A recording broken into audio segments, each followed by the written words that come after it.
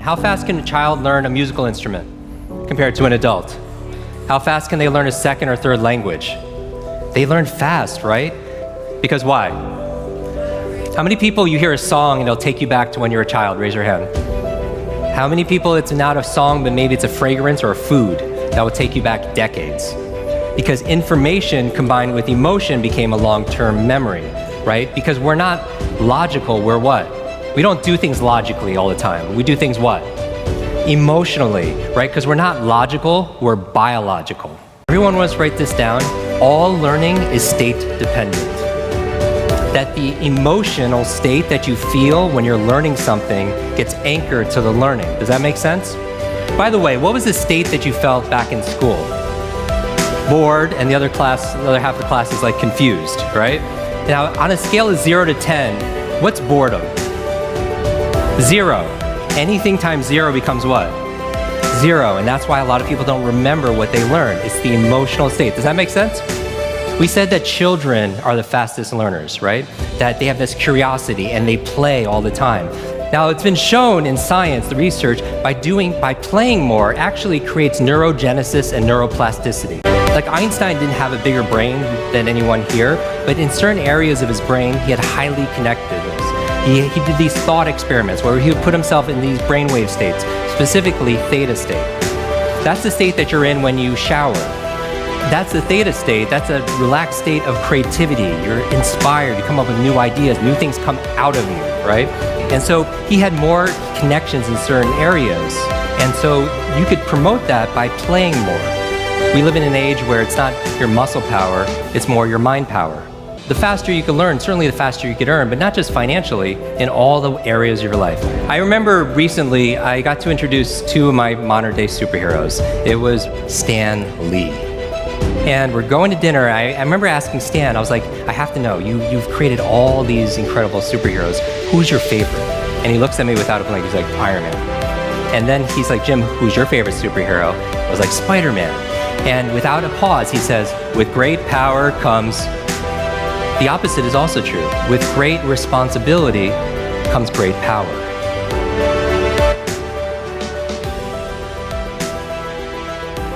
When you take responsibility for something, you have great power to what?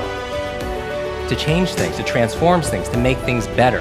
Information combined with emotion becomes a long-term memory, right? The state that you learn something and the mood and the feelings that you learn something in gets attached to what you want to learn.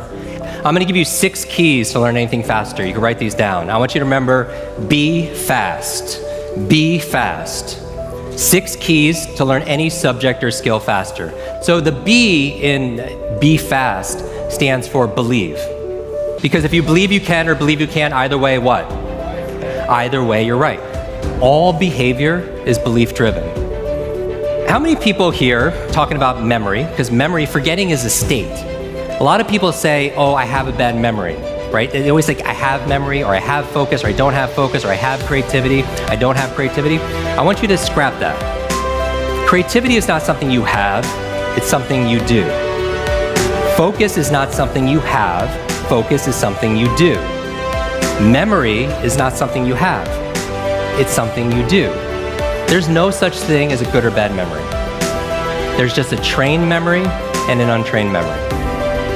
Your brain is like a supercomputer, and your self-talk is a program it will run. So if you tell yourself you're not good at remembering names, you will not remember the name of the next person you meet because you programmed your supercomputer not to. Your mind is always eavesdropping on your self-talk. Your brain cycles through different brain waves. Beta is when you're most awake. You're in beta, most of you right now. Delta is when you're asleep. Theta is right above delta. That's the state of creativity we talked about. In between theta and beta, when you're most awake, is a state called alpha. Right? It's a state you go in when you meditate. State you go into when you do deep breathing. State you're also in when you watch television. The alpha state is a great state to learn in, though. There is no learning without remembering. So B is believe. Believe you can, believe you can. Now the E, I'm gonna go through these really fast, is exercise. Exercise. And what I mean by this is I mean physical exercise. Because your brain, the primary function of your brain is to control your movement. As your body moves, your brain grooves. If you want to learn any subject or skill faster, the F is to forget. Forget. A lot of people don't learn faster because they feel like they know it already, right? So you want to forget about anything else than what you're learning here, temporarily. The A in fast stands for active, active. You take notes, you ask questions, you participate in it. The S in fast stands for state, that all learning is state dependent. All learning is state dependent. I never want to learn in a bored state, right? Most people, like when they read, they're in a bored state. People wonder why they don't remember what they read. So control your state. Finally, the T in fast and B fast stands for teach. You learn with the intention of teaching it to somebody else. If you had to teach this to somebody when you got back home, your team, your family, your friends, would you learn it differently? Yes or yes? Right? So you learn with the intention of teaching to somebody else. Because when you teach something, you get to learn it twice. Let me close with this. When I got home, there was a package waiting for me. I opened up. I don't know if you could put the slide on, please. I opened it up, and there's this photograph. There's a photograph of me and the entire cast of X-Men. And even better than Halle Berry and Jennifer Lawrence and everything that's on there was the note from the chairman. It said this: Jim, thank you so much for sharing your superpowers with all of us. I know you've been looking for your superhero school since you were a kid. Here's your class photo.